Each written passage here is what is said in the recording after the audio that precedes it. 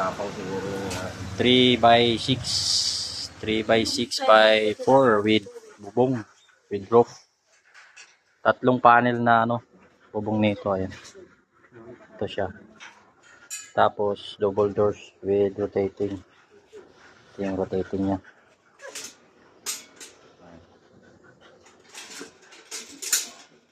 Ito pinto niya. Lock natin ito pa rin. Flooring nito ano, tatlong panel na 316. 316 po yan. Okay, dalawang tubig, tatlong crafting. 3. Dalawang tubig. Tapos naka full wheel po yan lahat.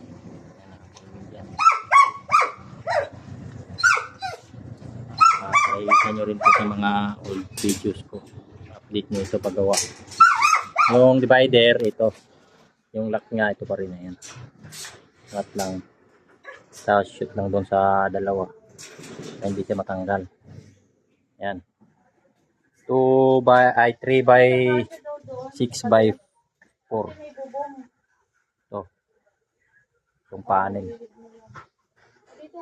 Okay, thank you.